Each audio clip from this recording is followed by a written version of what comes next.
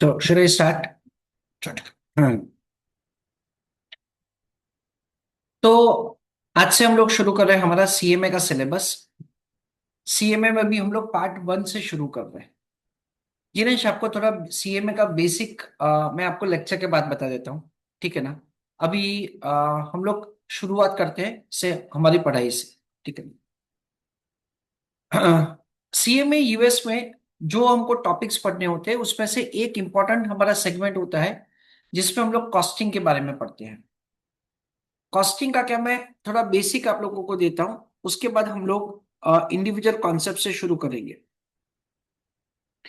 हम लोग जो पार्ट 1 से अभी शुरू कर रहे हैं, सो पार्ट 1 में जो हम लोग इंडिविजुअल चैप्टर से शुरू करेंगे उसके पहले मैं बेसिकली क्या करता हूं, मैं थोड़ा एक्स्ट्रा मटेरियल स्टूडेंट्स को करवाता हूं जिसमें मुझे मेरे हिसाब से मैं स्टूडेंट्स को थोड़ा बहुत मोल्ड करके या तो समझा के फिर एसी दैट इज से द सीएमए यूएस के मटेरियल के ऊपर मैं लिखे जाता हूँ।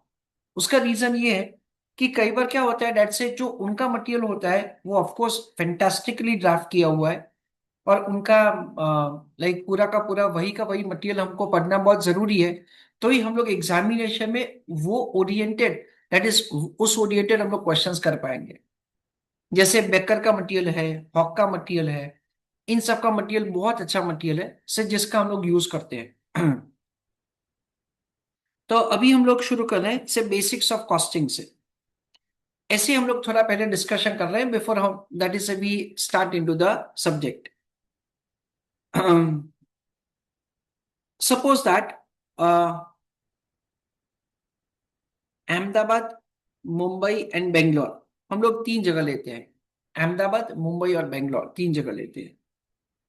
Suppose I have to travel by train from Ahmedabad to Mumbai and let us say from Ahmedabad to Bangalore, दो जगह पे मैं ट्रैवल करने का है मेरे को।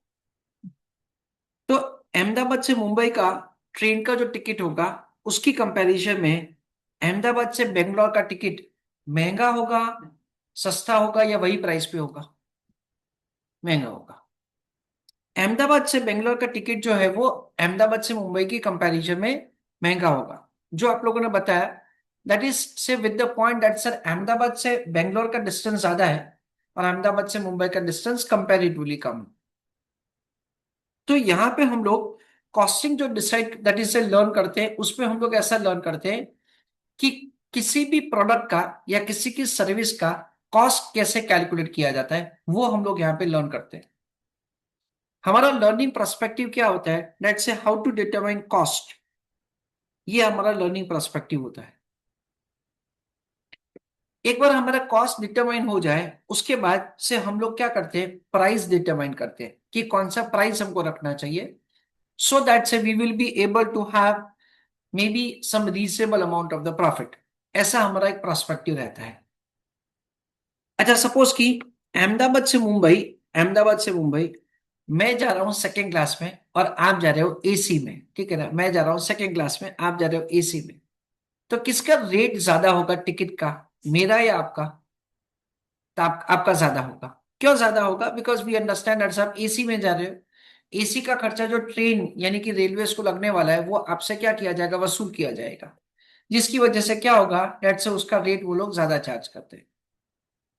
तो वी अंडरस्टैंड दैट से द कॉस्टिंग डिसाइड करने के लिए से कितना कॉस्ट ऑर्गेनाइजेशन को होता है वो डिसाइड किया जाता है और उसके बेसिस से कस्टमर्स को चार्ज किया जाता है।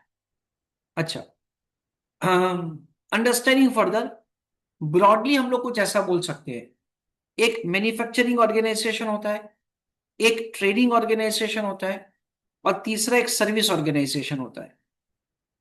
Jinansh, can you tell me? Jinansh ना आपका नाम? Jinansh, can you give me any example of the manufacturing organization?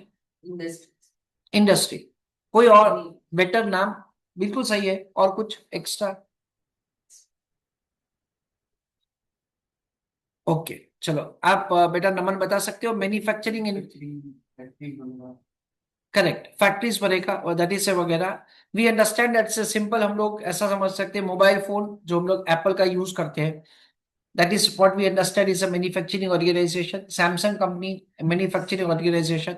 हम लोग लैपटॉप इस्तेमाल करते हैं, आईपैड इस्तेमाल करते हैं, एसी है, पंखे हैं, ये सब क्या है, मैन्युफैक्चरिंग ऑर्गेनाइजेशन का एक एग्जांपल। आप दिनांश बता सकते हो ट्रेडिंग ऑर्गेनाइजेशन में क्या आएगा?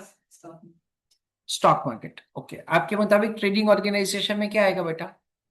Retail shop. Very good, retail shop is better example of the trading concern. Trading concern का आप जो बोल रहे हो ना, वो स्टॉक मार्केट का ट्रेडिंग अलग है। हाँ, अभी हम लोग कॉस्टिंग का बात कर रहे हैं।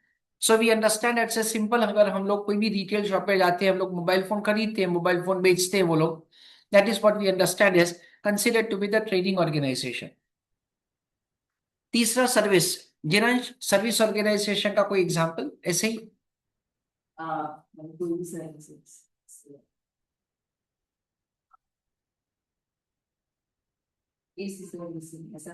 ओके, आप बता सकते हो सर्विस बोलो। मतलब कोई प्रोडक्ट ना हो, फिजिकल प्रोडक्ट ना, टीसीएस वगैरह। हाँ। ओके, और कोई example? TCS company. TCS company सही बताया। इन्फोसिस, और कोई? सर्विस में जाओ, इंटरनेट प्रोडक्ट नहीं हो वो कोई सर्विस प्रोवाइड करते।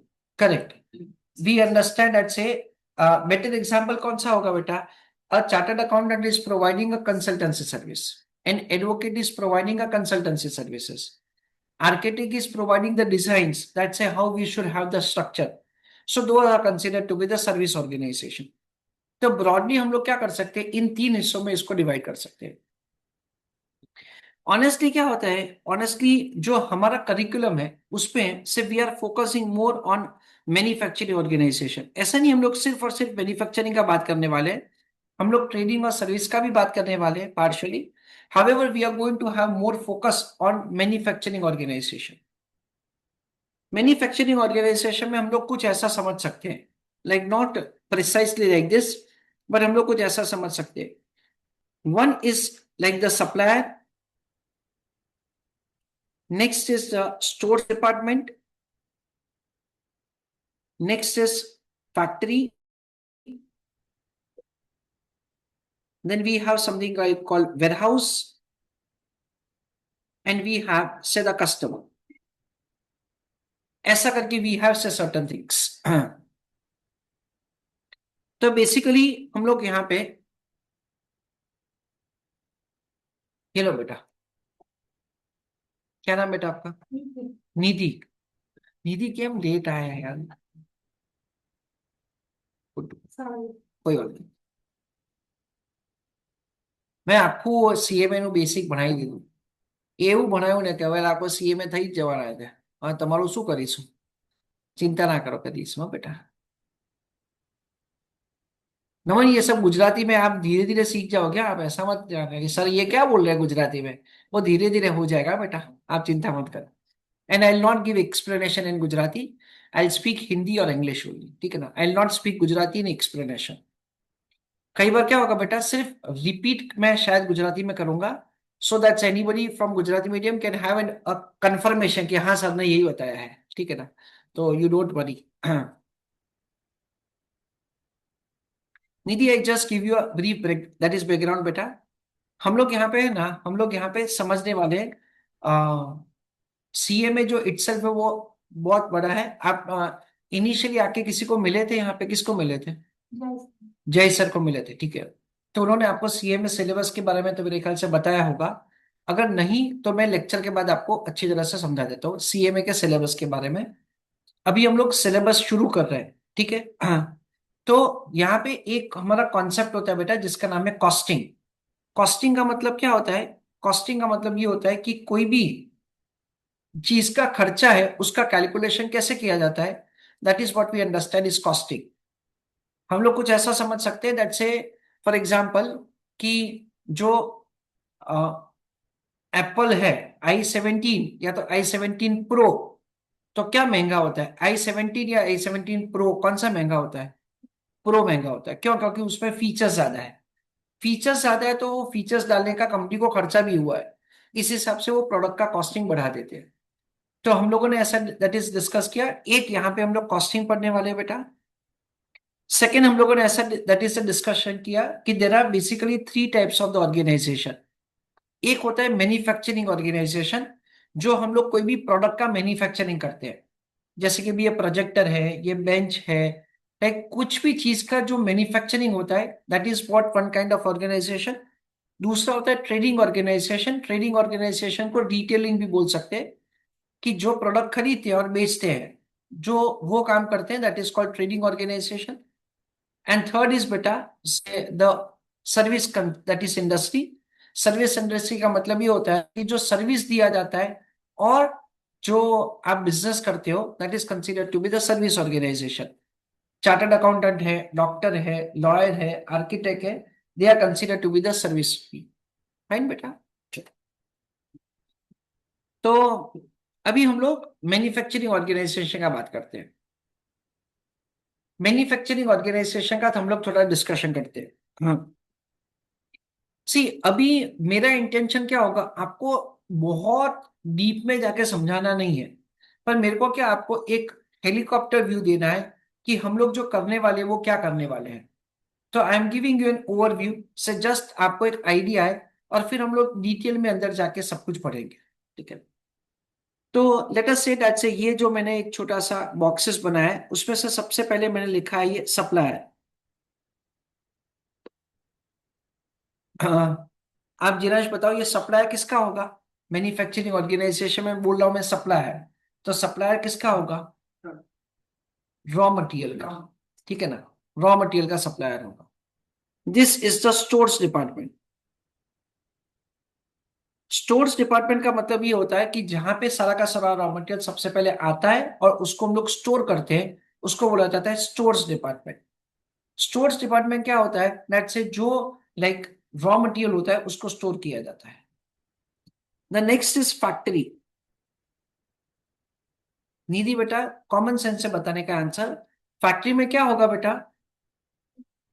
गुड्स प्रोड्यूस होंगे, करेक्ट है। वी अंडरस्टैंड एट से वहां पे रॉ मटेरियल हम लोग इंट्रोड्यूस करते हैं, जो स्टोर डिपार्टमेंट से इशू किया जाएगा। वर्कर्स जाके वहां पे काम करेंगे, वहां पे सारा मशीनरीज लगा होगा।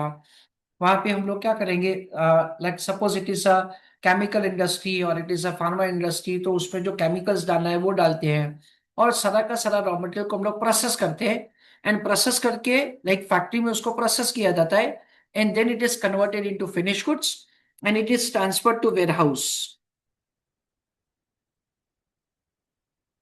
वेयर हाउस में क्या होगा, that's we will be having some the finish goods in warehouse. उसके बाद क्या किया जाएगा, दैट से ये कस्टमर को गुड्स बेचा जाएगा, that is the goods are sold to customers. तो ये जो पूरा का पूरा हम लोग ये देख सकते हैं ना, that is what we understand is for a manufacturing organization. तो मैन्युफैक्चरिंग ऑर्गेनाइजेशन के लिए से हमको क्या करना होता है, अलग अलग लेवल के ऊपर इसका कॉस्ट कैलकुलेट करना होता है। हमको यहाँ पे कुछ कैलकुलेट करना होता है, something like called prime cost. Prime cost is something what we understand that say जो बेसिक खर्चा होता है say for the purpose of manufacturing of the product, उसको बोला जाता है प्राइम कॉस्ट। प्राइम का मतलब क्या होता है, ये सबसे इंपॉर्टेंट कॉस्ट है। प्राइम कॉस्ट में बेसिकली तीन चीज आता है, एक आता है डायरेक्ट मटेरियल का कंजम्पशन, दूसरा आता है डायरेक्ट वेजेस, और तीसरा आता है ओवरहेड, आई एम सॉरी, तीसरा आता है direct expenses. As far as prime cost is concern, इसमें ये तीन खर्चे आते हैं। एक आता है डायरेक्ट मटेरियल का कंजम्पशन, दूसरा आता है डायरेक्ट वेजेस, और तीसरा आता है डायरेक्ट एक्सपेंसेस। ये तीन एक्सपेंसेस है, उसको बोला जाता है प्राइम कॉस्ट। मेनी ए टाइम्स हमको एग्जामिनेशन में सिर्फ पहले दो खर्चे ही दिए जाते हैं, that is called material and labour, ऐसा करके दो एक्सपेंसेस ही दिए जाते हैं। अच्छा, उसके बाद क्या होता है, that say there is a term called factory cost. Factory cost को एक दूसरा नाम भी दिया जाता है, that is called works cost. ऐसा एक दूसरा नाम भी दिया जाता है जिसको बोला जाता है वर्क्स कॉस्ट। फैक्ट्री कॉस्ट या वर्क्स कॉस्ट का कैलकुलेशन कैसे किया जाता है, it is calculated using like the prime cost जो हम लोगों ने कैलकुलेट किया, उसमें फिर फैक्ट्री ओवरहेड को ऐड किया जाता है।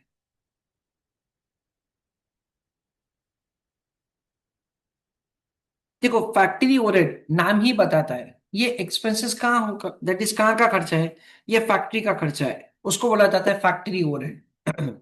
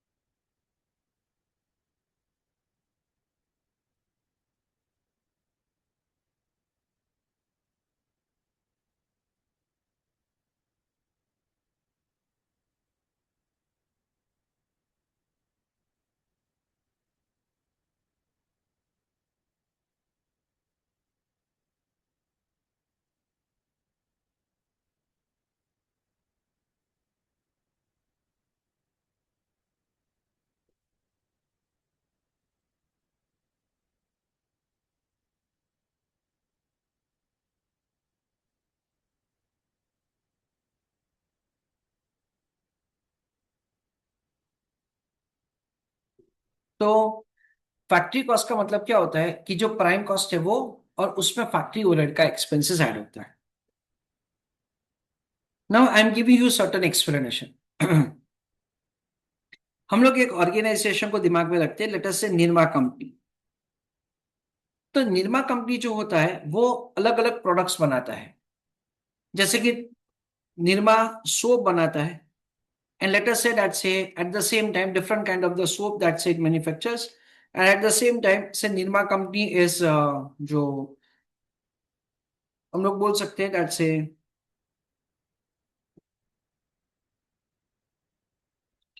निरमा पाउडर भी है, ठीक है ना। Late us say that the Nirma soap है, अलग अलग टाइप के सोप है, एंड पाउडर उसमें भी अलग अलग टाइप के क्वालिटी के पाउडर्स।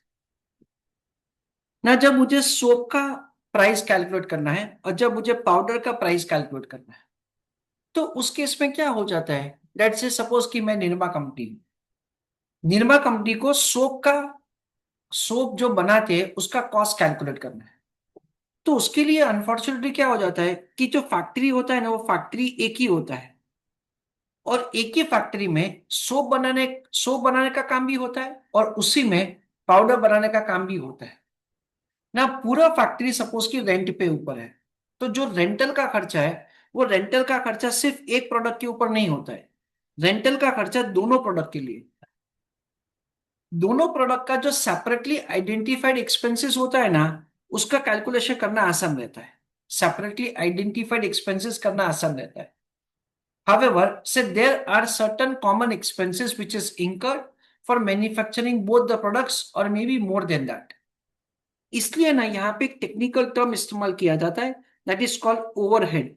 ओवरहेड का मतलब क्या होता है, ये एक्सपेंसेस आप एक कोई पर्टिकुलर प्रोडक्ट के लिए ऐसा आप आइडेंटिफाई नहीं कर सकते, इसलिए उसको बोला जाता है ओवरहेड। ओवरहेड का मतलब क्या, कोई एक के ऊपर इसका खर्चा है ऐसा हमको पता नहीं चल सकता है। तो ये एक्सपेंसेस का अलोकेशन कैसे किया जाएगा, या एक्सपेंसेस का सिंपल भाषा में बाइफरकेशन कैसे किया जाएगा, वो अभी यहाँ पे हम लोग समझने वाले। That is what we understand is a factory overhead. उसके ऊपर से हम लोग कैलकुलेट करते हैं फैक्ट्री कॉस्ट। अच्छा, निधि आपसे एक क्वेश्चन पूछ रहा हूं बेटा मैं, कि सपोज हम लोग हमारा जो साल है वो 1 अप्रैल से लेके 31 मार्च तक चलता है। ओके, 31 मार्च को गोडाउन में कुछ रॉ मटेरियल का स्टॉक पड़ा हुआ होता है, कुछ फिनिश गुड्स का स्टॉक होता है, और कुछ ऐसा भी होता है कि जो रॉ मटेरियल भी नहीं है और फिनिश गुड्स भी नहीं है। उसको हम लोग क्या बोल सकते हैं। For example that say it is a Maruti company, और जो वो गाड़ी बनाते हैं, तो क्या हुआ दैट से वो गाड़ी में there are number of things. भाई सबसे पहले बाहर का स्ट्रक्चर होता है, और लेटर से अंदर सीटें डाली जाती है, टायर डाले जाते हैं, ऐसा सब कुछ करके गाड़ी तैयार होती है। तो there may be certain number of the cars say which are like not fully completed, तो उसको क्या बोलेंगे बेटा, पार्शियली कंप्लीटेड। आप उसको क्या बोलेंगे, inventory, sorry semi finish goods. चलो सेमी फिनिश गुड्स, ये इन्वेंटरी बिल्कुल सही है। उसको हम लोग बेसिकली बोलते हैं WIP। WIP का मतलब क्या होता है, वर्क इन प्रोसेस, या तो उसको बोला जाता है वर्क इन प्रोग्रेस। हाँ बोलो, सॉरी, हाँ सॉरी, ओ क्या लेके है, ओ आज बर्थडे है, wish you happy birthday, thank you very much, that's really wonderful. Lecture कितने बजे खत्म होगा आपका, ओके तब मिलते हैं बेटा वापस।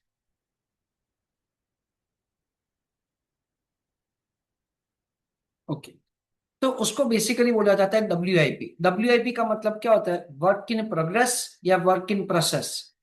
That is what we understand is called number of units which are partially completed. It is neither raw material nor it is finish goods, उसको बोला जाता है WIP। WIP का वैल्यूएशन कैसे होता है वो भी हम लोग बाद में जाके समझने वाले हैं। पर उसको भी कंसीडर किया जाता है इन calculation of something like called factory cost. उसके बाद हमारा एक टर्म आता है जिसका नाम है कॉस्ट ऑफ गुड्स प्रोड्यूस्ड। एक टर्म आता है जिसका नाम है cost of goods produced. Cost of goods produce का मतलब क्या है? इसका मतलब ये है, लेट से हमने कितने रुपए का गुड्स बना के फैक्ट्री में से वेयरहाउस में शिफ्ट किया है, उसको बोला जाता है कॉस्ट ऑफ गुड्स प्रोड्यूस्ड। जितने नंबर ऑफ यूनिट्स हम लोग बना के ट्रांसफर करते हैं हमारे गोडाउन में, उसको बोला जाता है cost of goods produced. There is a term called cost of goods sold. Nidhi बेटा, कॉस्ट ऑफ गुड्स सोल्ड का मतलब क्या समझेंगे बेटा? Sorry, correct. जो भी नंबर ऑफ यूनिट्स हमने बेचा है उसका हमारा खर्चा क्या हुआ, उसको बोला जाता है cost of, that is cost of goods sold. Cost of goods produce में हम लोग क्या करते हैं, जो हमारा ओपनिंग फिनिश गुड्स होता है उसको ऐड करते हैं, और क्लोजिंग फिनिश गुड्स को हम लोग डिडक्ट करते हैं, and that is the way we compute the COGS, that is cost of goods sold. यानी कितने रुपए का हमने गुड्स बेचा है। इसमें हम लोग क्या करते हैं, सेलिंग एक्सपेंसेस को ऐड करते हैं और हम लोग कैलकुलेट करते हैं cost of sales. Cost of sales का मतलब क्या होता है कि जो भी यूनिट्स हम लोगों ने बेचा है उसका हमारा खर्चा क्या है, उसको कॉस्ट ऑफ सेल्स बोला जाता है। Now this is the way, say we are going to determine, say what is the cost of the goods that we have sold to the customer, और फिर सेल्स वैल्यू में से उसको deduct करके profit या लॉस का calculation किया। Is that okay? ऐसा एक बेसिक स्ट्रक्चरिंग है मैन्युफैक्चरिंग कंसर्न का। ट्रेडिंग कंसर्न का कंपेरेटिवली बहुत आसान होता है, सर्विस कंसर्न का भी आसान होता है, पर यूजुअली ये हमको इतना टेस्ट नहीं होता है एग्जामिनेशन में, ये वाला हमारा टेस्टिंग ज्यादा होता है। तो उसके रिलेटेड हम लोग थोड़े बेसिक क्वेश्चंस आज करेंगे, ठीक है ना? सबसे पहले हम लोग एक छोटा सा नोट लिखते हैं।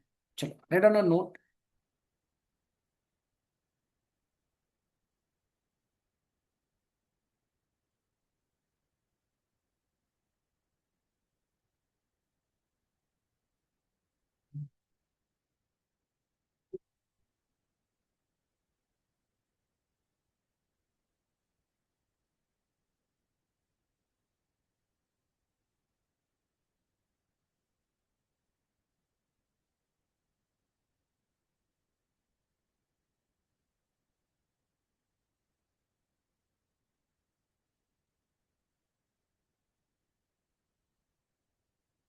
तो should start,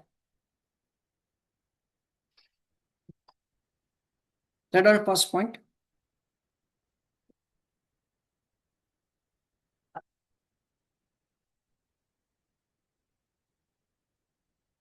over here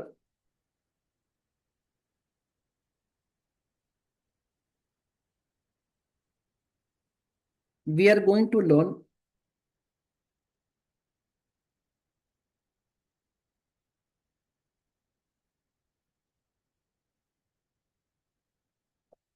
calculation of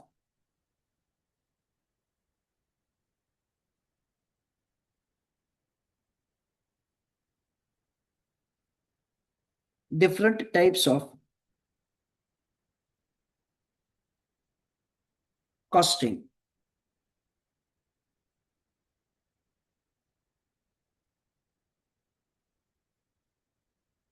Second point,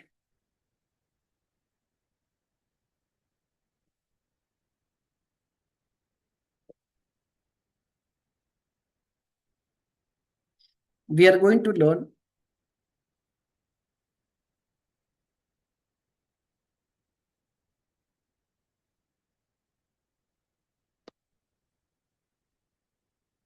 cost calculation for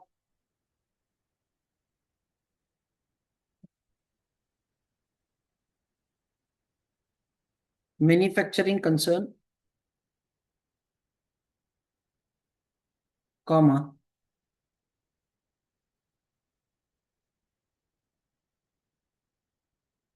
trading concern,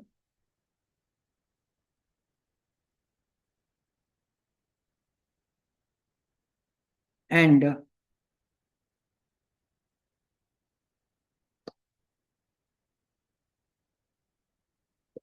a service concern.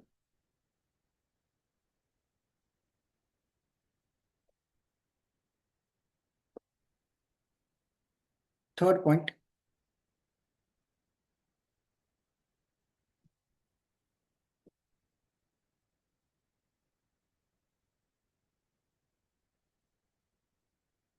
for a manufacturing concern,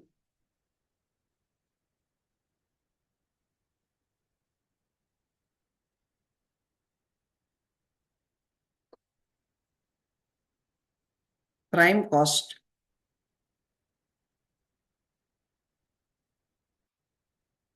includes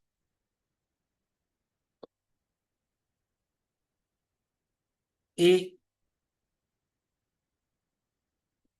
direct material consumption,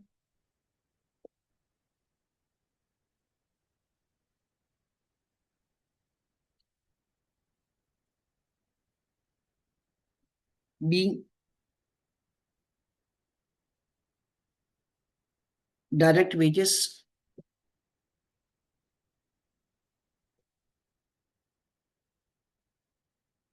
C, direct expenses.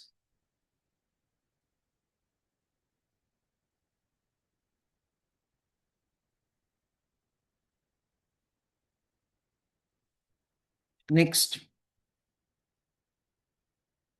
direct material consumption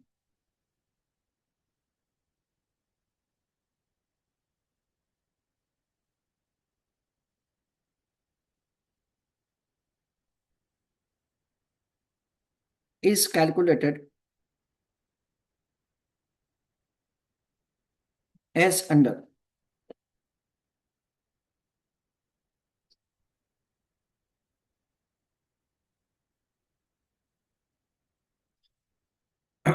एक 2 minute के लिए सब लोग यहाँ पे ध्यान दो। Suppose हमको डिटेल्स दे रखा है फॉर द ईयर 2026 एंड 27, हमको दे रखा है डिटेल्स 2026-27 के लिए। हमको ऐसा दे रखा है that say there is opening stock of raw material worth $1 lakh during the year, that is a purchase of raw material, let us say $9 lakh, and there is a closing stock of raw material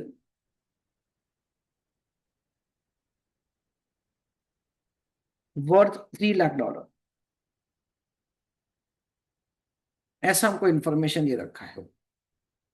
चलो आप लोग मेरे को बताइए that से ये situation में हमारा डायरेक्ट मटेरियल का कंजम्पशन क्या होगा पूरे साल का।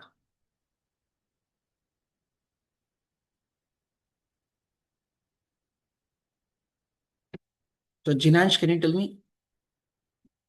2 lakhs। ओके, आप बताइए निधि बेटा।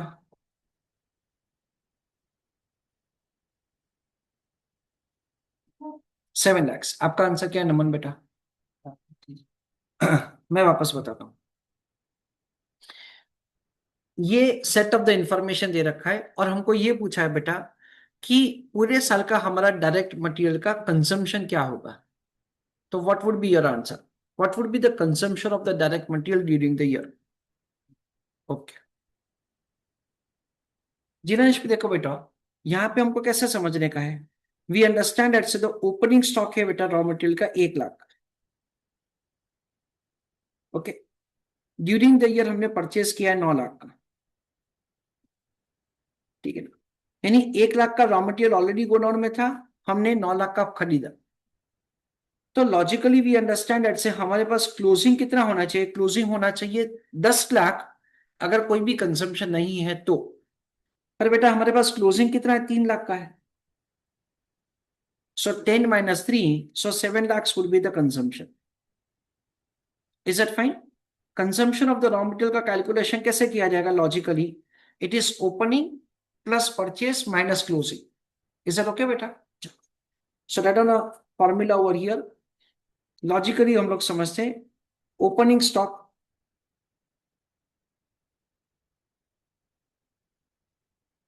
Of raw material plus purchase of raw material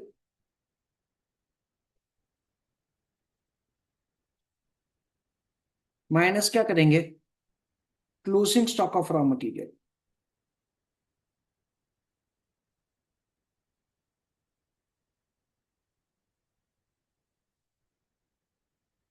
opening उसमें परचेस ऐड करेंगे और क्लोजिंग को डिडक्ट करेंगे।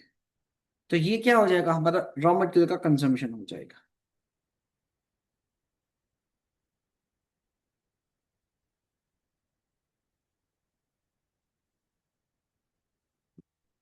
अभी हम लोग सिर्फ और सिर्फ लाइक कैलकुलेशंस का बात कर रहे हैं। हम लोग अभी यहाँ पे हमारा फोकस क्या है कि कॉस्ट को कैसे डिटरमाइन करना है, ठीक है ना।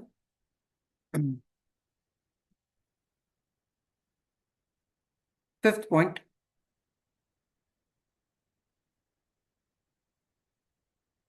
Factory overhead means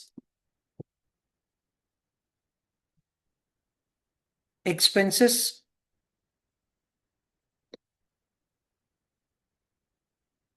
related to factory during the period.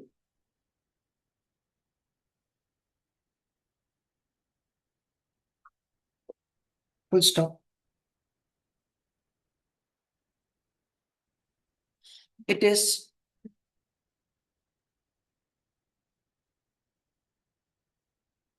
consisting of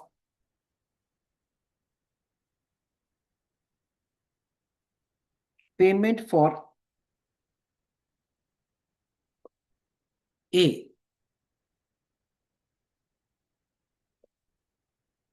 rent of factory,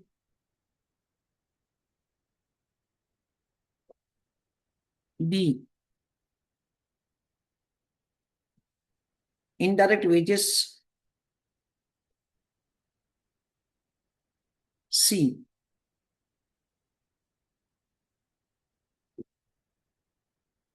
depreciation of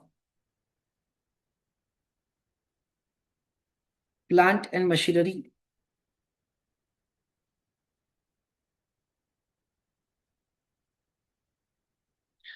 with paragraph write down, and such other expenses.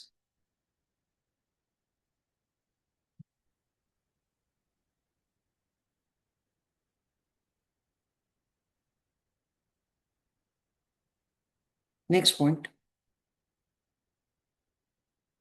factory cost slash works cost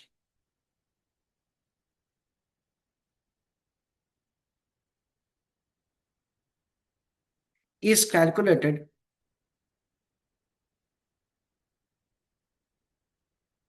as under।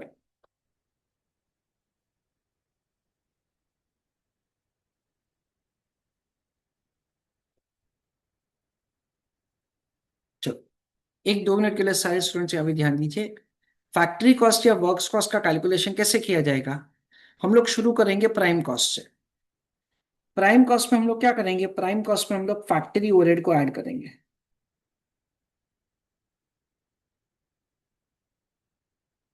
Factory overhead का मतलब क्या होता है वो मैंने आपको समझा दिया। उसमें वापस हम लोग क्या करेंगे, हम लोग ओपनिंग डब्ल्यूआईपी को ऐड करेंगे। Opening WIP stands for work in process या वर्क इन प्रोग्रेस, और क्लोजिंग डब्ल्यूआईपी को डिडक्ट करेंगे। उसके बाद हमारे पास जो आएगा that is what we understand is a factory slash works cost.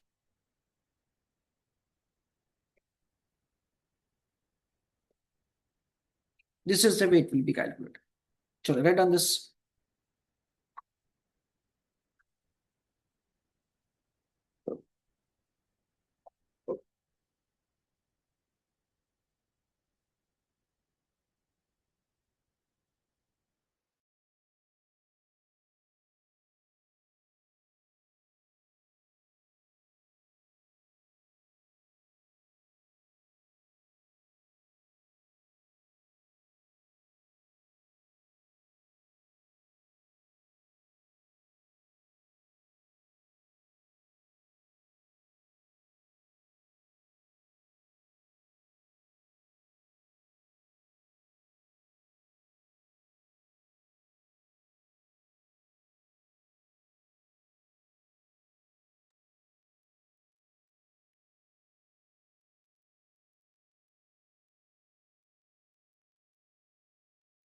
with paragraph write down. Work in process means units which are neither completed nor it is raw material.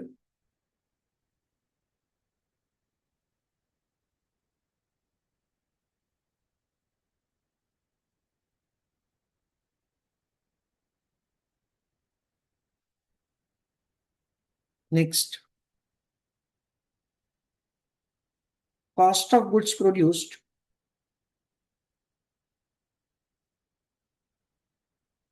means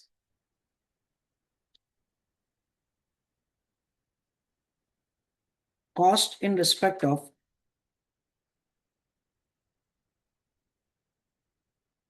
goods manufactured during the year.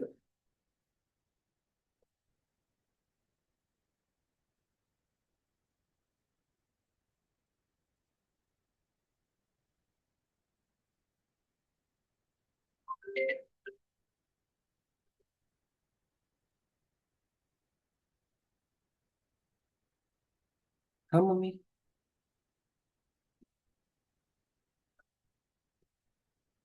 Next, cost of goods sold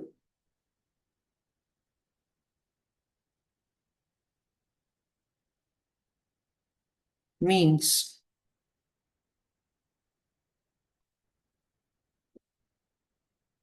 cost in respect of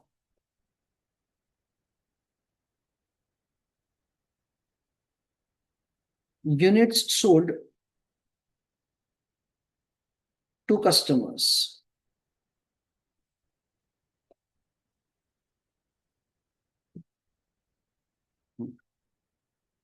again हम लोग थोड़ा सा पहले discussion करते हैं before we write something.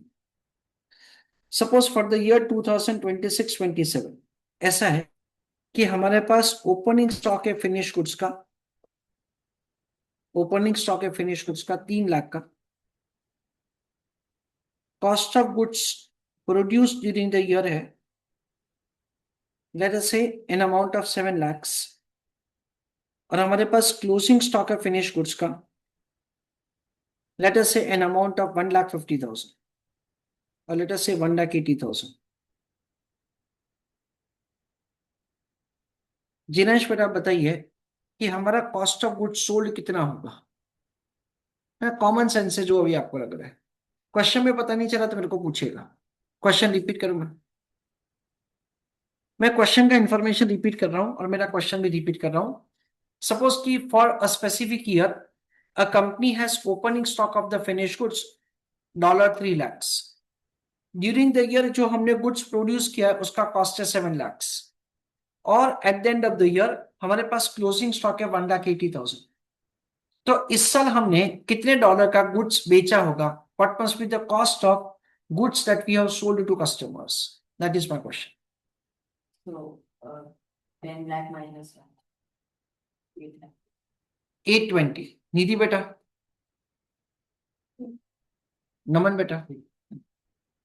Correct answer है 8,20,000.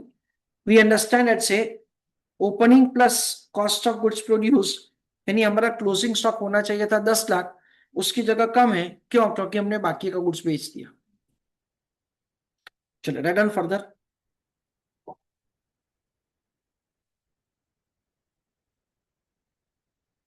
It is found as under.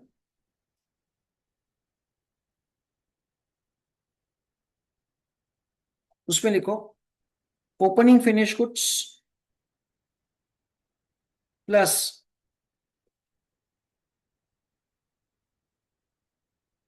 Cost of goods produced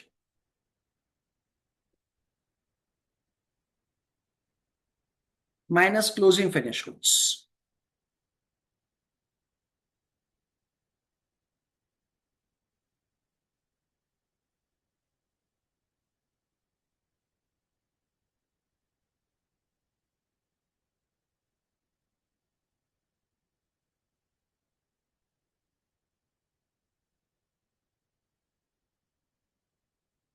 next point, cost of sales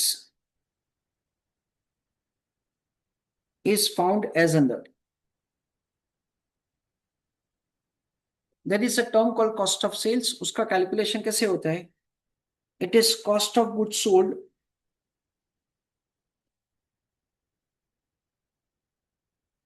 plus selling expenses.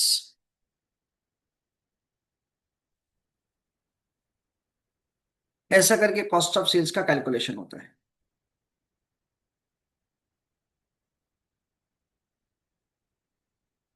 नमन बेटा मुझे बताइए, सेलिंग एक्सपेंसेस के कुछ एग्जांपल्स आपको जो पता है। Sales commission. तो जिना शाह बताइए कोई।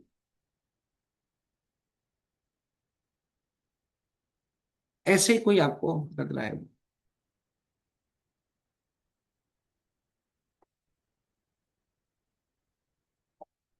Text, very good. Advertisement expenses. और कोई बेटा? ट्रांसपोर्टेशन, डिलीवरी चार्जेस, ठीक है ना। टैक्स नहीं आएगा हाँ बेटा। सो वी अंडरस्टैंड एट से द सेलिंग एक्सपेंसेस में क्या क्या आएगा? वी अंडरस्टैंड एट से जो भी एडवर्टीजमेंट का खर्चा होता है, जो भी पैकिंग मटेरियल का खर्चा होता है। वी अंडरस्टैंड एट से जो हम लोग सेल्स पर्सन का, दैट इज सेल्स पर्सन हमने रिक्रूट किया है, तो जो उनको हम लोग सैलरी देते हैं, उसके अलावा जो हमको उनको कमीशन देते हैं, जो भी गुड्स हम लोग डिलीवर करते हैं तो डिलीवरी का जो चार्जेस लगता है, डिलीवरी वैन अगर हमने रखा हुआ है तो डिलीवरी वैन का जो डिप्रीशिएशन होता है, all of them are falling, that is say forming part of the selling expenses. उसको क्या किया जाता है? कॉस्ट ऑफ गुड्स सोल्ड में ऐड करते हैं और हमारा कॉस्ट ऑफ सेल्स का कैलकुलेशन होता है। 10th,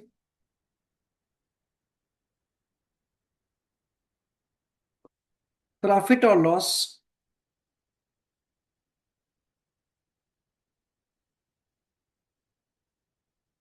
is calculated as under.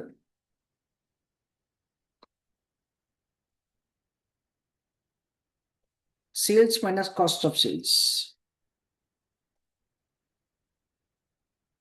तो कॉस्ट ऑफ सेल्स से फॉर एग्जांपल 10 लाख जिसको हमने बेचा सपोज कि 12 लाख में, तो 2 लाख का क्या हो जाएगा? मुनाफा हो जाएगा।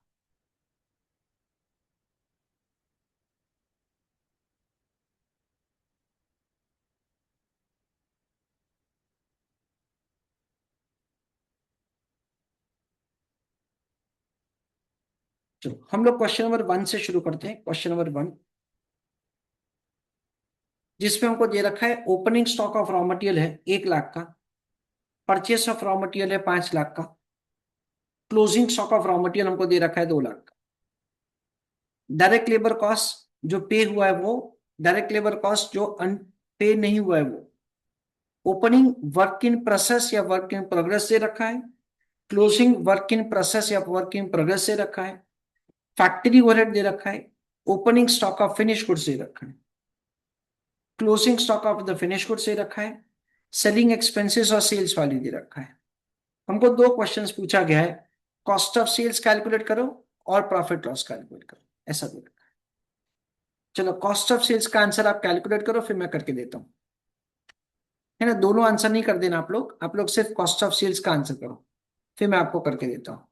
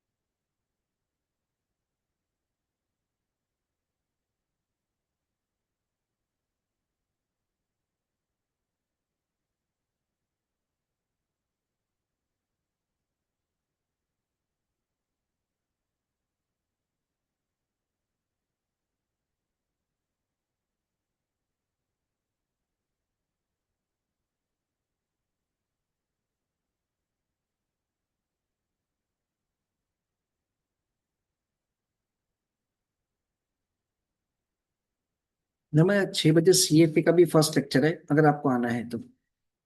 ठीक है ना?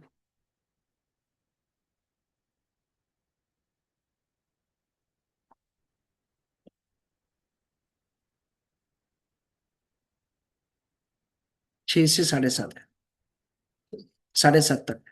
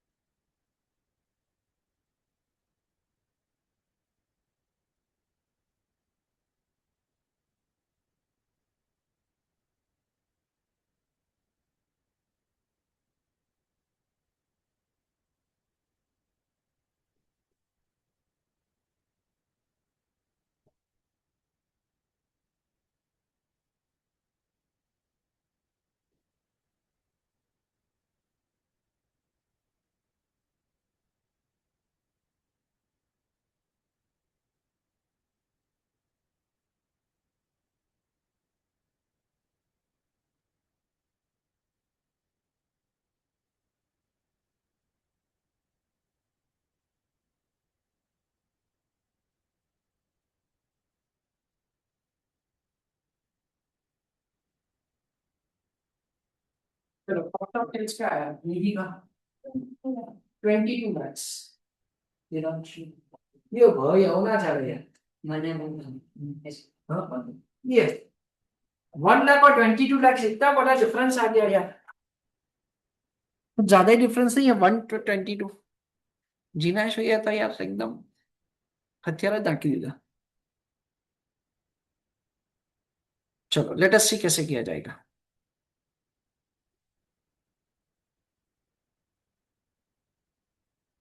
तो देखो हमको क्वेश्चन में क्या पूछा है, क्वेश्चन में पूछा है कॉस्ट ऑफ सेल्स का कैलकुलेशन करना है। कॉस्ट ऑफ सेल्स का मैंने आपको क्या समझाया, cost of goods produce plus selling expenses. Yes no? Cost of goods produce के लिए मैंने आपको क्या समझाया, दैट हम लोग क्या करेंगे, हम लोग सारे के सारे एक्सपेंसेस पहले कैलकुलेट करेंगे। यानी शुरू कहां से करेंगे? शुरू करेंगे डायरेक्ट मटेरियल के कंजम्पशन से। चलो write down answer along with me. हम लोग शुरू करेंगे डायरेक्ट मटेरियल के कंजम्पशन से।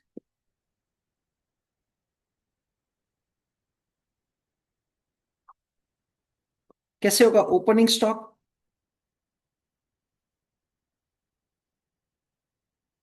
Plus purchase minus closing stock. देखो तो ओपनिंग स्टॉक कितना है रॉ मटेरियल का? Opening stock 1 lakh. 1 या 2? कितना है रॉ मटेरियल का? 1 लाख। परचेस कितना है रॉ मटेरियल का? कितना? 5 लैक्स। और क्लोजिंग स्टॉक कितना है? 2 लैक्स। तो 1 + 5 - 2 यानी कितना होगा कंजम्पशन? 4 लैक्स।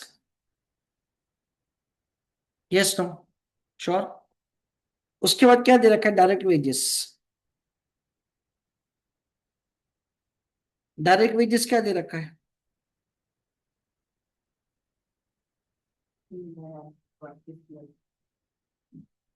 150 + 50, ऐसा है ना?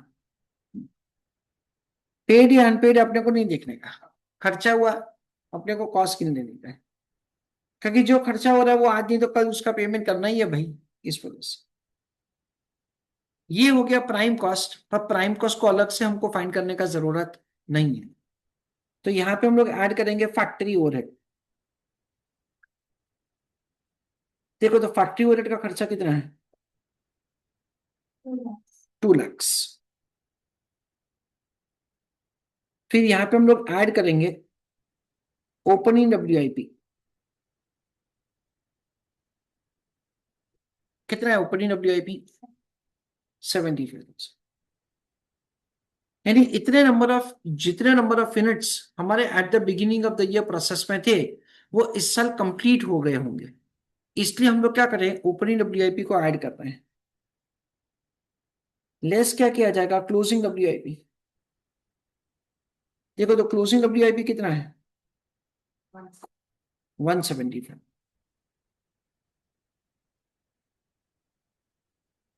सो ये हमारा हो जाएगा फैक्ट्री कॉस्ट। ये तो हम लोग उसको बोल सकते हैं works cost. I am sorry.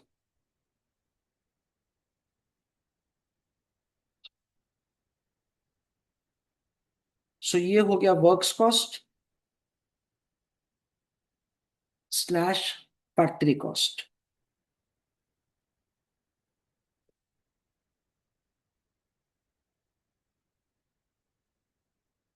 चलो कितना आता है? 4 + 2 6, 6 + 2 8, 8 - 1 यानी 7 लैक्स।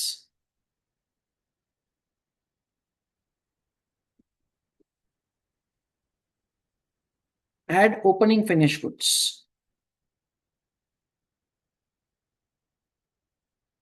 देखो तो ओपनिंग फिनिश गुड्स कितना है?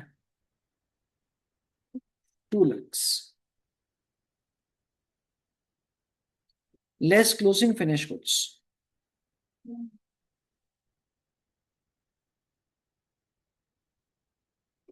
7 + 2 यानी कि 9, 9 - 1 यानी कितना हो जाएगा? 8 लैक्स।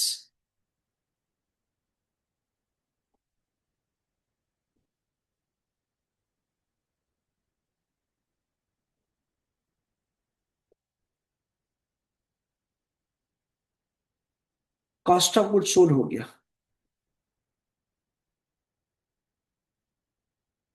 उस पर हम लोग सेलिंग एक्सपेंसेस को ऐड करेंगे। सेलिंग एक्सपेंसेस कितना है? 2 लाख।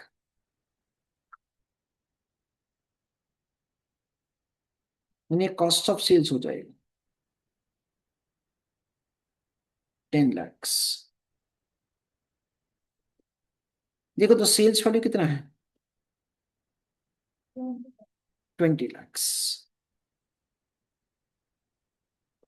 सो हमारा प्रॉफिट या लॉस? 10 लैक्स। सेल्स में से कॉस्ट ऑफ सेल्स को डिडक्ट करेंगे तो क्या मिलेगा प्रॉफिट या लॉस में। निधि तुम्हारी क्या भूल पड़ी बेटा।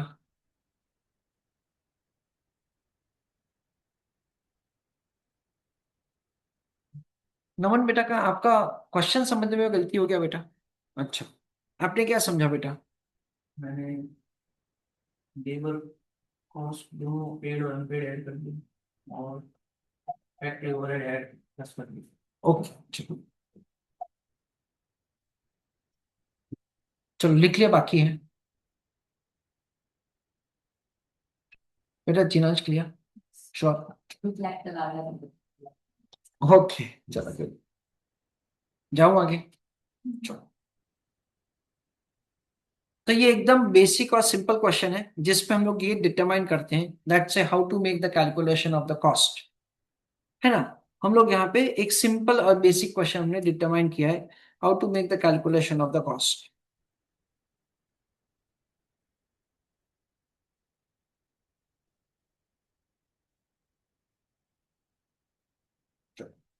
ना अभी हम लोग आप वापस हम लोग थोड़ा समझते हैं। हाँ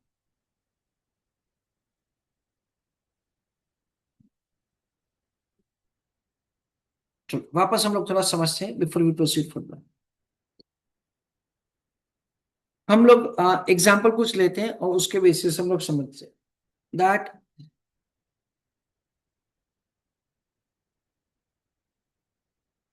लेट अस से हम लोग कोई एक इलेक्ट्रॉनिक अप्लायंसेस के शोरूम में जा रहे हैं। इलेक्ट्रॉनिक अप्लायंसेस के बहुत सारे शोरूम है, जैसे कि there is a showroom called sales India और there is a showroom called Vijay sales. ऐसा हम लोगों ने कुछ इलेक्ट्रॉनिक अप्लायंसेस का शोरूम में गए। वी अंडरस्टैंड इट से जब हम लोग वो शोरूम में जाते हैं देन इन दैट केस बहुत सारे प्रोडक्ट्स का उस पर डिस्प्ले होता है। लेट अस से दैट से वहां पे हम लोग अभी समझने के लिए एक डिस्प्ले होता है लेट अस से एलईडी का, दूसरा एक डिस्प्ले होता है लेट अस से वॉशिंग मशीन का, and let us say that से तीसरा एक डिस्प्ले होता है लेट अस से मोबाइल फोन का। मैं अभी कुछ ज्यादा नहीं पर ये तीन डिस्प्ले ले रहा हूं। एक है डिस्प्ले किसका, वॉशिंग मशीन का, तीसरा दैट इज दूसरा है लेट अस से मोबाइल फोन का, और तीसरा है लेट अस से एलईडी का। तो बेसिकली क्या होता है डेट से जब हम लोग वहां पे जाते हैं तो लेट अस से डेट से हम लोग वो शोरूम में एंटर हुए। एंटर होते हमको पूछा जाता है कि सर आपको क्या खरीदना है।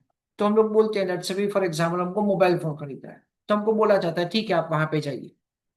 जब हम लोग वहां पे जाते हैं then in that case there are certain sales person who are already appointed over there, और वो हमको समझाएंगे दैट से भी ये प्रोडक्ट में ऐसा है, ये प्रोडक्ट में ऐसा है, ऐसा हमको समझाएंगे।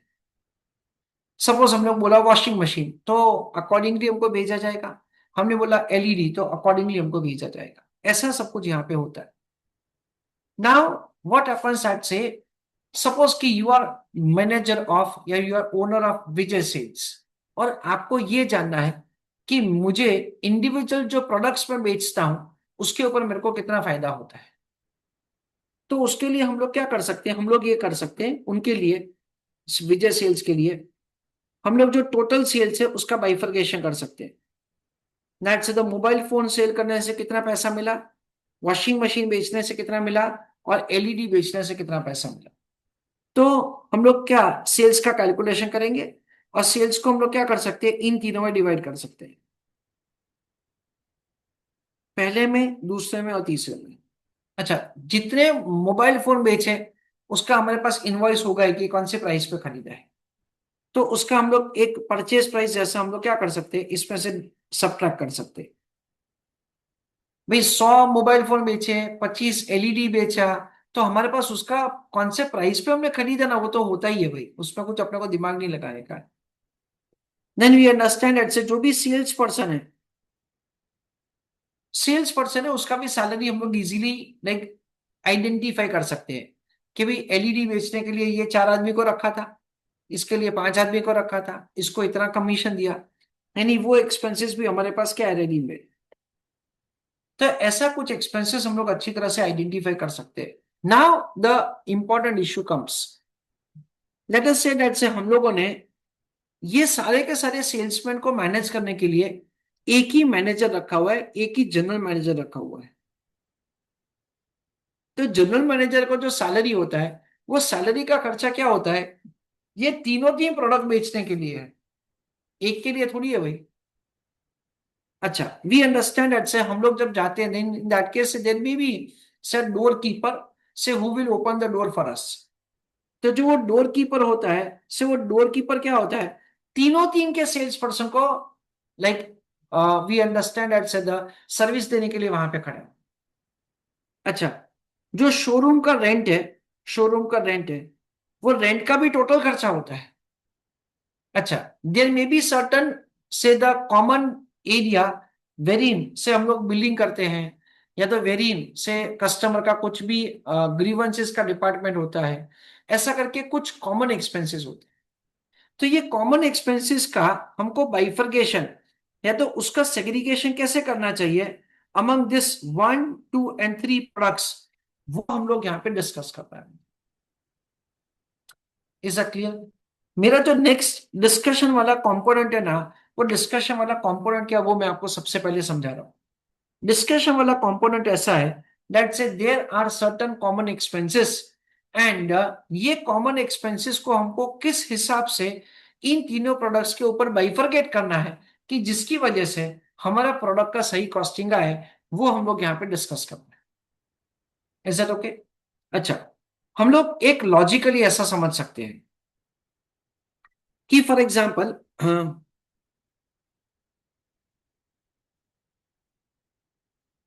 अगर इस हिसाब से है ना, washing machine is occupying let us say 500 square feet, LED is occupying 1000 square feet, और मोबाइल फोन का जो एरिया है that is occupying 1000 square feet. तो लॉजिकली हम लोग ऐसा समझ सकते हैं दैट से, अगर वॉशिंग मशीन के लिए हम लोग ऐसा समझते हैं कि शोरूम का रेंट का खर्चा हो रहा है 1 लाख का, यहाँ पे 1 लाख, तो यहाँ पे भी 1 लाख, और मोबाइल फोन 1 लाख होना चाहिए या ज्यादा होना चाहिए? ज्यादा होना चाहिए। क्यों? क्योंकि उसका एरिया ज्यादा है। इस हिसाब से क्या होना चाहिए, खर्चा 2 लाख होना चाहिए। यानी हमको क्या करना पड़ेगा, थोड़ा दिमाग लगा के अप्रोप्रिएट बेसिस डिसाइड करने पड़ेंगे for this kind of the segregation of the expenses. ये जो सेग्रीगेशन ऑफ द एक्सपेंसेस होता है ना, उसको टेक्निकल लैंग्वेज में लोग बोलते हैं एब्सॉर्प्शन ऑफ ओवरहेड, या तो उसको बोला जाता है allocation of the overhead. Allocation या एब्सॉर्प्शन ऑफ ओवरहेड का मतलब ये है कि ये जो कॉमन एक्सपेंसेस है, कॉमन एक्सपेंसेस का बाइफर्केशन कैसे किया जाएगा, वो हम लोग यहाँ पे डिस्कस करते हैं। और वो जो डिस्कशन का पॉइंट है ना, वो यहाँ पे हम लोग अभी डिस्कस करने वाले। ठीक है, चलो write on heading allocation of overhead.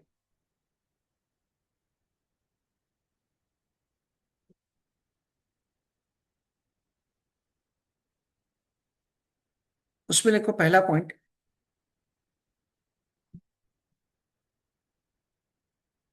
Overhead cost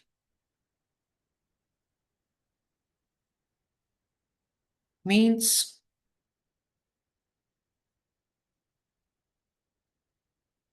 amount of cost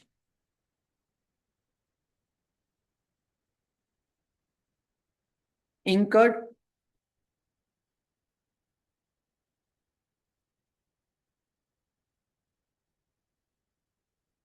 which is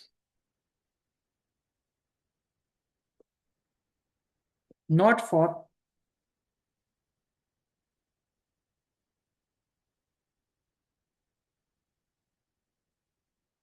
a particular product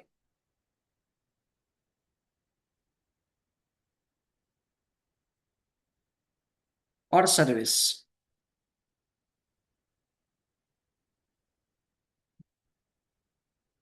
Second,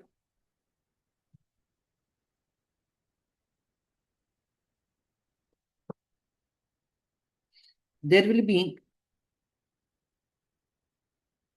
certain ways to allocate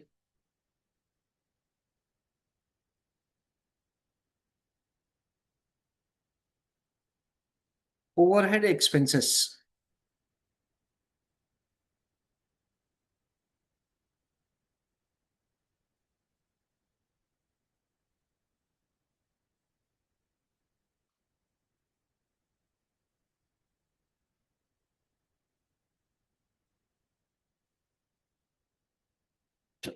अभी वापस हम लोग थोड़ा सा ये एग्जाम्पल डिस्कस करते हैं और फिर हम लोग ये क्वेश्चन नंबर 2 करेंगे।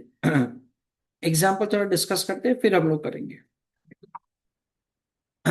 Let us say that say you are say a manager in of a garage, है ना। आप ऐसा विजुअलाइज करो कि आप एक गैरेज के ओनर हो और आपके गैरेज में कोई भी गाड़ी आया है से सर्विस करने के लिए, दैट इज सर्विस करवाने के लिए।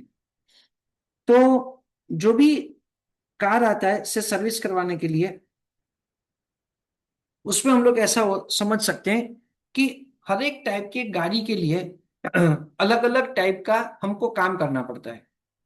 ऐसा नहीं कि हर एक जो दैट इज कार होता है से उसमें सेम प्रॉब्लम ही होता है। किसी का इंजन खराब है, किसी का ब्रेक खराब हो गया है, मैं किसी का बम्पर खराब है, ऐसा करके अलग अलग टाइप के इश्यूज होते हैं। हर एक टाइप के इश्यू में से जो मटेरियल का खर्चा जाएगा वो क्या जाएगा, अलग अलग जाएगा। मटेरियल के खर्चे को हम लोग क्या कर सकते हैं, आइडेंटिफाई कर सकते हैं। तो उसके मुताबिक कस्टमर को क्या चार्ज करने का वो मेरे को पता है। उसके लिए मेरे को कंफ्यूजन नहीं है कि मटेरियल का खर्चा क्या जाएगा। वर्कर्स है, दैट से उसका भी समय कितना जाएगा उसका भी हमको अंदाजा है। लेट अस से दैट से द इंजन के काम में शायद ज्यादा समय जाता है। लेट अस से दैट से द वाइपर ही सिर्फ लगाने का तो उसमें कम टाइम जाएगा। ऐसा करके हमको एक अंदाजा होता है दैट से भी मेरे वर्कर्स का कितना टाइम जाएगा। हावेवर से इंपॉर्टेंटली क्या होता है दैट से हर एक का टाइम जो होता है ना वो अलग अलग होता है। जो कोई भी प्रोडक्ट दैट इज से कोई भी कार को सर्विस करने में अगर ज्यादा समय लगता है तो क्या हुआ, ओवरऑल जो मेरा फैक्ट्री है से वो फैक्ट्री ज्यादा ऑक्यूपाइड रहता है। वी अंडरस्टैंड दैट से अगर उसको उसका काम करने में ज्यादा समय जाएगा, then in that case to that extend मेरा जो जनरल एक्सपेंसेस है से उसका खर्चा उसके ऊपर हम लोग ज्यादा लगाएंगे। तो यहाँ पे क्या होगा दैट से हमको एग्जामिनेशन के पॉइंट ऑफ व्यू से कुछ बेसिस दिया जाएगा। वो बेसिस के ऊपर हमको ओवरहेड का खर्चा क्या करना है, अलॉट करना होता है। उसको टेक्निकल लैंग्वेज में बोला जाता है absorption of the overhead. That is the way we are going to have say certain say the calculation to be made. तो एकदम अच्छी तरह से समझो। I am giving you certain more examples say for the purpose of clarity. Let us say that से ABC classes करके classes है जो 1 साल के ड्यूरेशन का कोर्स चलाता है। 1 साल के ड्यूरेशन का कोर्स चलाता है। वो जो कोर्स चलाते हैं से उसके लिए स्टूडेंट्स को मटेरियल इश्यू किया जाता है। सपोज मटेरियल का खर्चा है $1000 पर स्टूडेंट, उतना खर्चा है। जो जगह हम उन्होंने से रेंट पे दिया है से उसका रेंटल एक्सपेंस है लेट अस से $10 lakhs पर ईयर, इतना खर्चा है। एबीसी क्लासेस का जो कोर्स है उसमें कैपेसिटी है लेट अस से 500 स्टूडेंट्स का। पर ऐसा लग रहा है let say at the start of the year let say हमारे एनरोलमेंट होंगे 400 स्टूडेंट्स। कैपेसिटी कितना है, 500 का। फिर हमको लग रहा है कि 400 स्टूडेंट्स इतना एडमिशन लेंगे। So we are under that is we are expecting this to be the admission.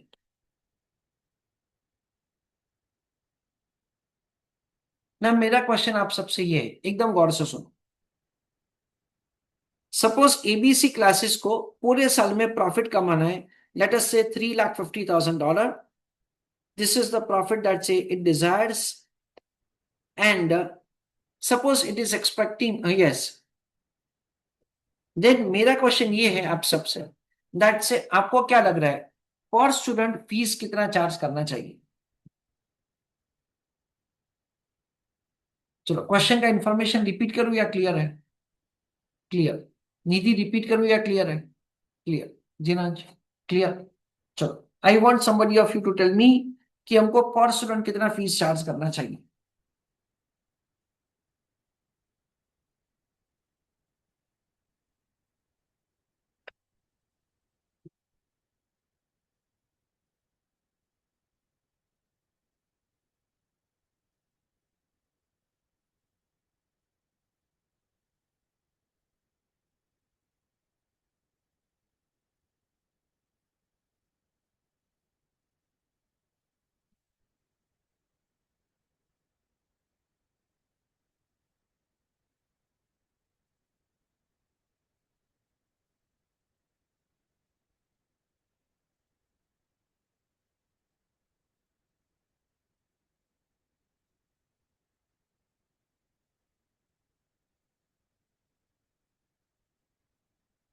चलो कौन बताएगा आंसर?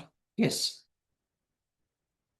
हम 350 को 500 यू टेल मी आंसर। 700%। 700%। चलो आप बताइए। निधि बेटा वेट करो, ठीक है। नमन। 4 to 5,000। 4 to 5,000, यहाँ एग्जैक्ट अमाउंट बोलेगा बेटा, नॉट अप्रोक्सीमेट। 4,500। चलो 4,500।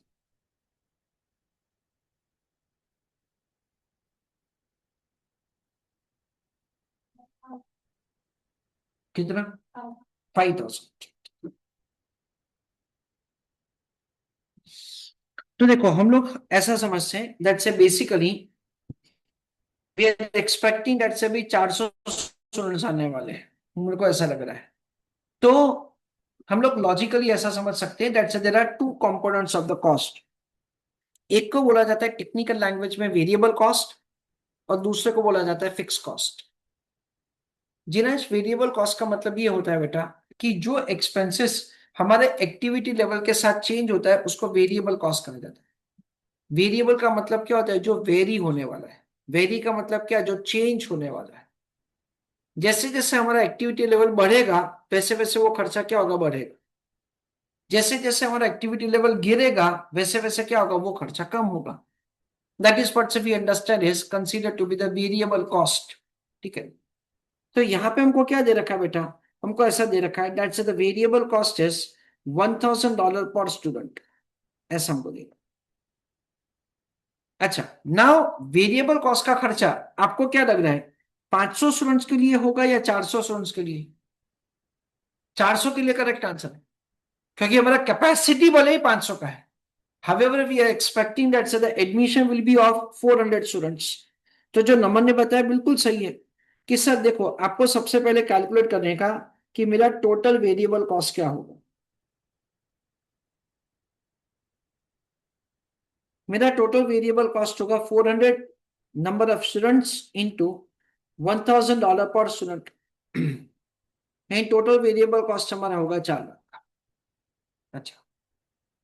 अच्छा निधि, टोटल फिक्स कॉस्ट कितना होगा पूरे साल का? टोटल फिक्स कॉस्ट कितना होगा पूरे साल का? कितना? 14 लाख। आपको क्या लग रहा है जिनेश? क्या हुआ? Fixed cost तो 5 कितना? 5 5 लाख। ओके। मैंने यहाँ पे 10 लाख लिखा तो है, तो क्या ऐसा हुआ कंफ्यूजन? मैं 10 लाख लिखा तो है, फिक्स कॉस्ट है ये, है ना? मैंने बोला ना। क्या था ये? हाँ, इंडेक्स क्या था ये? फिक्स कॉस्ट था ना। पता चला या वापस बोलूं? हाँ। ठीक है। जो रेंट ऑफ द प्रेमाइसिस है ना, जो रेंट का खर्चा है that is fix cost. We understand it say number of student ज्यादा है या कम है, लैंडलॉर्ड को उससे कोई मतलब ही नहीं। वो क्या बोलता है कि भाई मेरे को कितना खर्चा होगा उतना बोलो। तो हम लोग क्या बोलेंगे? जेड से 10 लाख। सो ये टोटल फिक्स कॉस्ट क्या होगा? 10 लाख।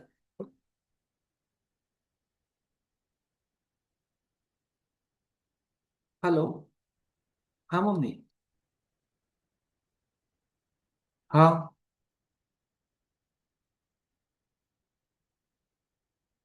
हाँ मम्मी करी दो।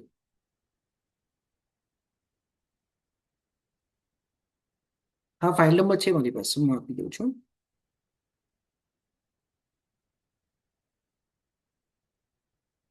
हाँ मम्मी ओके। हाँ okay.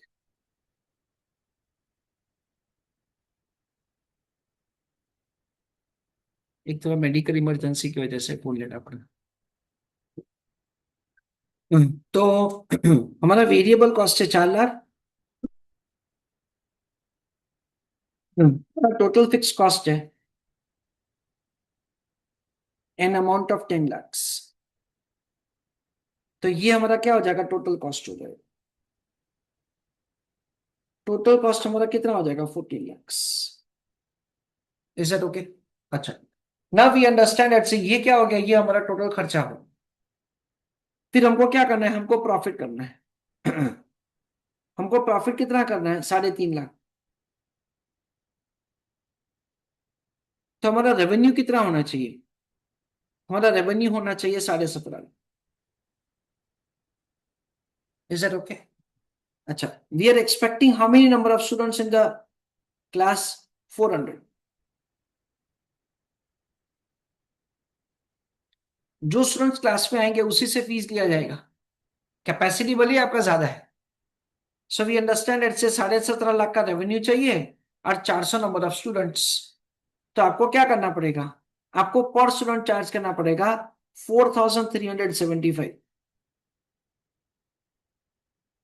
Is that okay all of you? Sure? तो आपका कहाँ गलती हो गया? आपका गलती कहाँ हुआ? एग्जैक्ट कैलकुलेट किया। एग्जैक्ट नहीं किया था, ओके। आपका कहाँ गलती हुआ? 4,500। No, you had given answer 5,000, I suppose. How you came 5,000 बेटा? Approx कोई बात नहीं। Jinesh, is that fine? Sure? Okay. So we understand that say हमको यहाँ पे पर स्टूडेंट इतना चार्ज करना चाहिए, ठीक है ना? तो यही कॉन्सेप्ट के ऊपर भी हमारा नेक्स्ट क्वेश्चन है। नेक्स्ट क्वेश्चन क्या अभी हम लोग पढ़ते हैं। आपको भी कुछ लिखना नहीं, आपको पहले समझने का है। A furniture making business manufactures quality furniture to the customers order. Customer का जैसे जैसे ऑर्डर आएगा उस हिसाब से हम लोग क्या करते हैं, दैट से हम लोग प्रोडक्ट बनाते हैं। It has 3 production department, A B and C.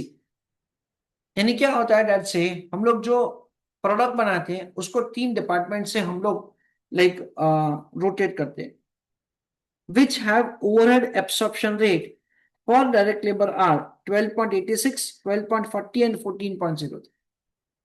Overhead absorption rate का मतलब क्या होता है कि जो भी ऐसे इनडायरेक्ट एक्सपेंसेस का खर्चा है उसका आर्ली रेट क्या है वो हमने कैलकुलेट किया। यानी हर 1 घंटे का खर्चा कितना होता है ये हम लोगों ने कैलकुलेट किया। 2 pieces of the furniture are being manufactured for the customer's direct cost as follows। तो हमने 2 पीस ऑफ द फर्नीचर यहाँ पे मैन्युफैक्चर किए, job XYZ and job MNO. Material का खर्चा कितना है वो हमको डायरेक्टली दे रखा है। लेबर का खर्चा कितना वो भी हमको क्वेश्चन में डायरेक्टली दे रखा है। Labour rates are as follows: 7.6 for A, 7 for B and 6.8 for C. The firm quotes a price to customers that reflect, say that require profit of 25% on the selling price। है जो भी हमारा selling price है वो इस हिसाब say that is हम लोग रखते हैं जिसकी वजह से हमको 25% प्रॉफिट हो सेलिंग प्राइस के ऊपर। Calculate total cost and the selling price for each job. यानी एक्सवाइजेड और एमएनओ के लिए वर्किंग करना है। तो थोड़ा सा नया क्वेश्चन है पर आप लोग ट्राई करो एक्सवाइजेड का आंसर करने का, सिर्फ एक्सवाइजेड, फिर मैं करके देता हूं।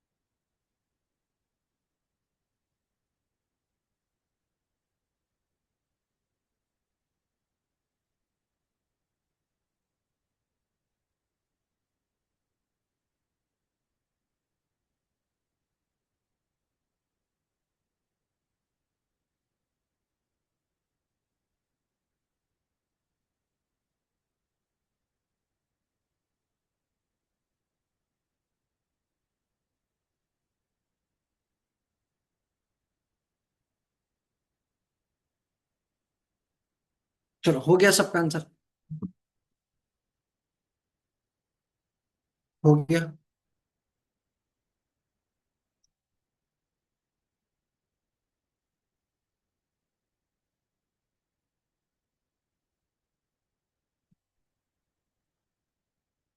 ट्राई तो करो। हाँ क्वेश्चन पे।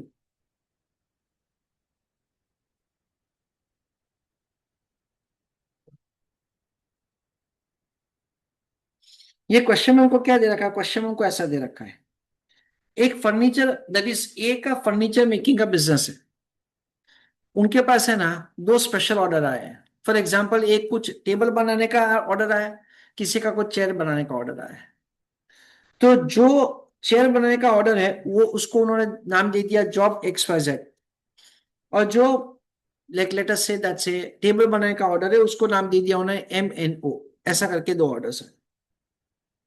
तो ऑर्डर जिस हिसाब से उस हिसाब से जो लकड़ा होगा वो कितना जाएगा वो उन्होंने बोला यहाँ पे, इट इज 154 एंड 108।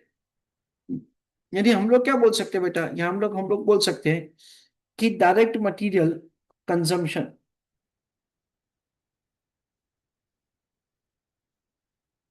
पहले में कितना है 154 है ना, और सेकंड में कितना है बेटा 108। MNO और XYZ, ऐसा ओके। दो जो जॉब है उल्टा लिखा हूं, XYZ MNO। उसके बाद क्या लिखेंगे, डायरेक्ट लेबर क्या दे रखा है, A B और C तीन डिपार्टमेंट से वो प्रोडक्ट को हमको क्या करना पड़ेगा, दैट से लेके जाना पड़ेगा। देखो तो A डिपार्टमेंट में कितने नंबर ऑफ आवर्स लगेंगे 20, B डिपार्टमेंट में बेटा कितना 12 और C में 10। हमको ऐसा दे रखा है कि A डिपार्टमेंट में जो वर्कर्स काम करते हैं उनको हम लोग आर्ली क्या पे करते हैं, दैट इज करते हैं कितना है A वर्कर को, डिपार्टमेंट A के वर्कर को कौन से रेट से पे करते हैं 12.86, 12.86। डिपार्टमेंट B के वर्कर को 3.40, और डिपार्टमेंट C के वर्कर को 14.03, 14.06 ठीक ठीक 3 सॉरी ना। डायरेक्ट मटेरियल और डायरेक्ट लेबर का जो खर्चा होगा उसका टोटल होता है प्राइम कॉस्ट, पर यहाँ पे हमको प्राइम कॉस्ट फाइंड करने का जरूरत नहीं है। आप कुछ ऐसा समझ सकते हो कि हम लोग जो स्पेशल ऑर्डर से टीवी बना रहे हैं, आई एम सॉरी चेयर बना रहे हैं या टेबल बना रहे हैं, उसका खर्चा कितना होता है वो हमको सबसे पहले फाइंड करने का है। उसके बाद हमको दे रखा है ओवरहेड। ओवरहेड का मतलब क्या होता है कि जो भी कॉमन एक्सपेंसेस का खर्चा होगा ना से उसके बारे में दे रखा है। नंबर ऑफ आवर्स हमारे पास है 20 12 and 10।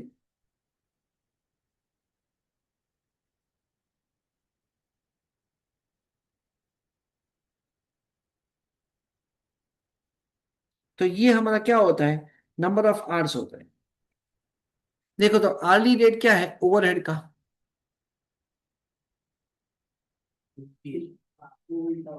Labor rate,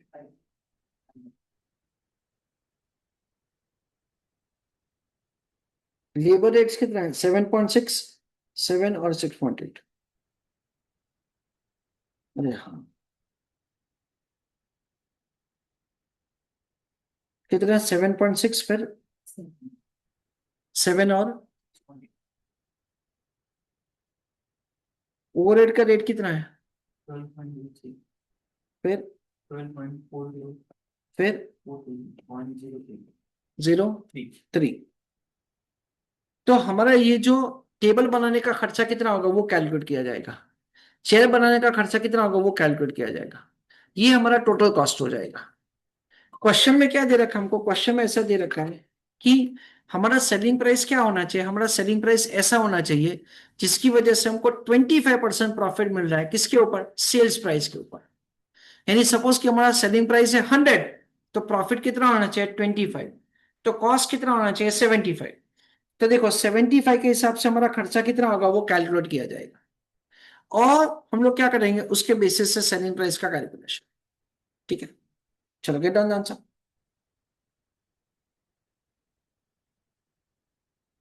clear all of you.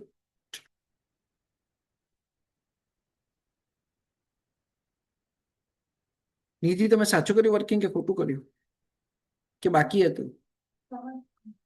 Okay. હવે ક્લિયર છે બેટા, એકદમ ચોક્કસ બેટા? ચલો જીનેશભાઈ, ચલો નમન બેટા clear?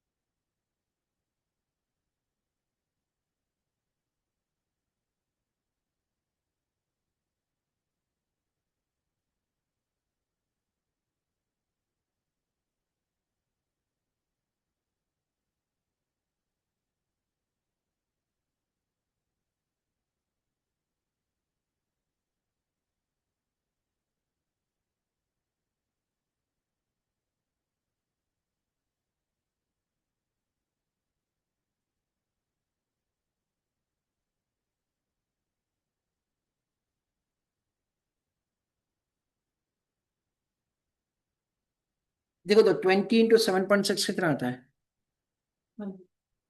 152। 12 × 7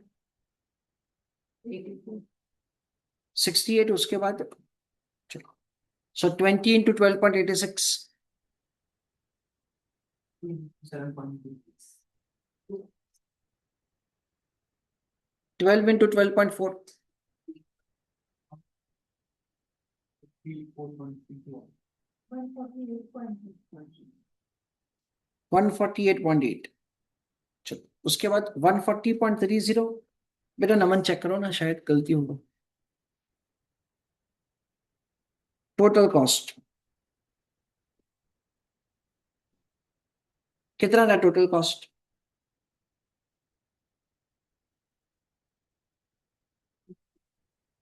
sorry 850.3।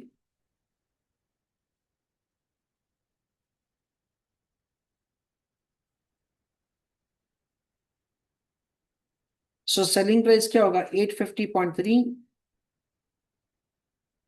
Divided by 0.75।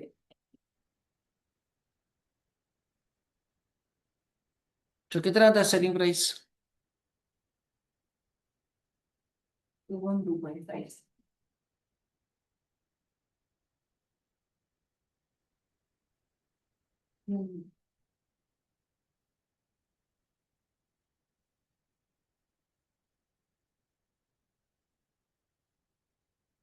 So it is 1133.73। Okay, clear? Nidhi पता चला बेटा? चलो चलो, दूसरे प्रोडक्ट का अपने आप करो आंसर, फिर मैं करके देता हूँ। MNO का अपने आप करो।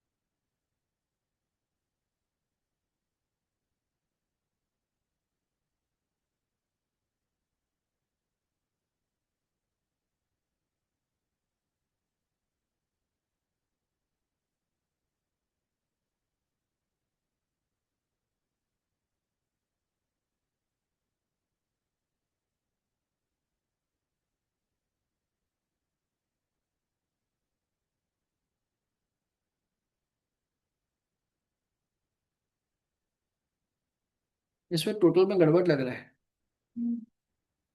1004.3 नहीं आ रहा है।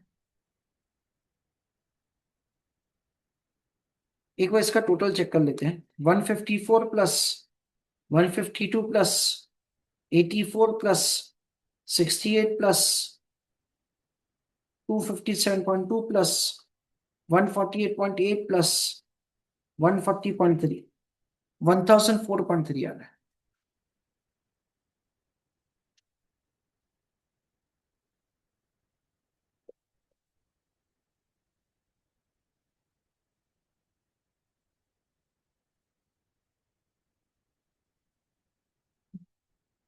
Divide by 0.75, so 1339.07। ओके,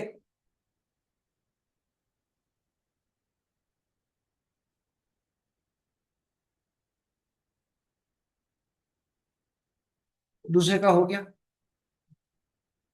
क्या आंसर है?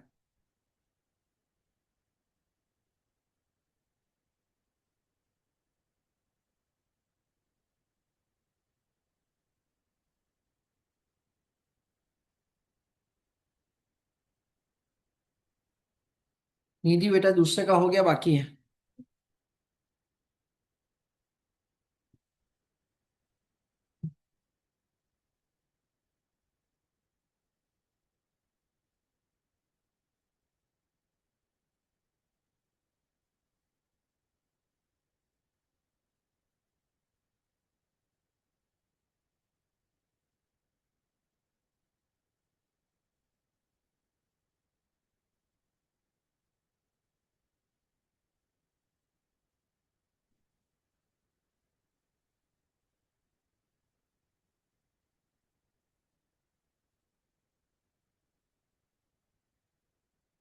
सोचे ना, हमने लिखा नहीं आंसर, आंसर तो लिखो। हाँ, आपने पहले का आंसर लिखा है नहीं लिखा है? क्यों? फर्स्ट वाला। फर्स्ट वाला लिखा है ना।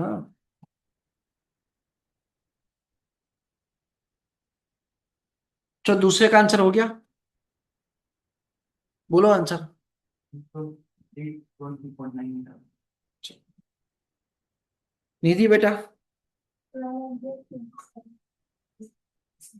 Same answer. चलो रिटर्न आंसर। मटेरियल का कंजम्पशन 108 दे रखा है। डायरेक्ट लेबर का आर्स क्या दे रखा है देखो ना, कितना? 16। तो क्या करेंगे, 16 इंटू 7.6,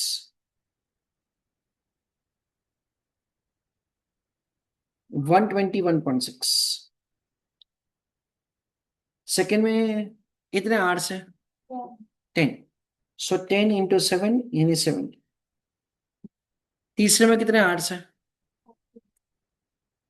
सो 14 इंटू 6.8, 95.2। ओवरहेड में देखो, पहले में कितने हैं? 16 इंटू 12.86, 10 इंटू 12.4 और 14 into 14.03। Navan, is it fine? पता चला नहीं चला बेटा? सो 205.76। यहाँ पे कितना होगा? 124। 14 इंटू 14.03, करेक्ट, 196.42। टोटल खर्चा कितना होगा? 108 plus 121.6 plus 70 plus 95.2 plus 205.76 plus 124 plus 196.42 is equal to 920.98 आता है टोटल कॉस्ट, बराबर? 920.98। तो कहाँ गलती हुआ आपका? 108 प्लस में दिया। अच्छा, सो 920.98 divided by 0.75,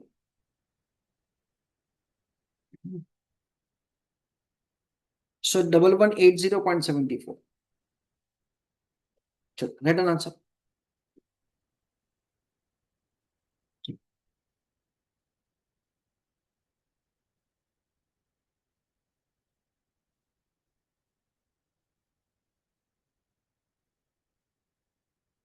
सपोज यहां पे दे रखा होता कि profit is required 25% on cost, ऐसा दे रखा होता। तो मेरे को ये बताइए XYZ का सेलिंग प्राइस क्या होता?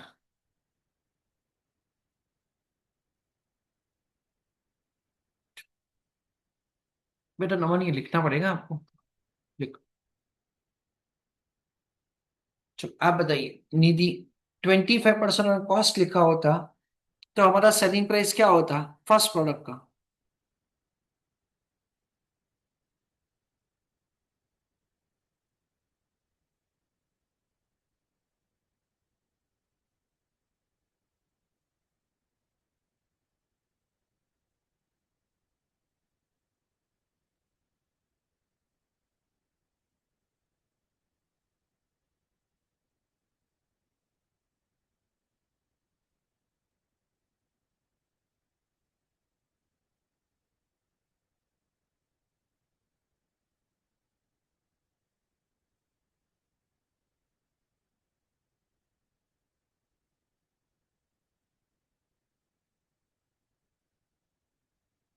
फिनांश, करेक्ट आंसर। पता चला ना? तो उस केस में क्या किया जाता, ये 1004.30 है ना, उस पे हम लोग डायरेक्टली 1004.30 इंटू क्या करेंगे 1.25, तो ये प्राइस होता था। कहीं डायरेक्टली क्या करने का 25% ऐड कर देने का, और वहां पे क्या होगा 920.98। हाँ देखो 920.98 प्लस क्या करते हैं 25% बच्चे, तो ये कितना हो जाता है 1115। तो हमको क्वेश्चन में क्या इंफॉर्मेशन दे रखा है ना, उस हिसाब से हमको आंसर लिखने का है। ठीक है, ये लिख लो अगर लिखने का बाकी है तो। लिख लिया? नॉन बेटा लिख लिया बाकी है? चलो तो आज के लेक्चर हम लोग यहीं तक रखते हैं।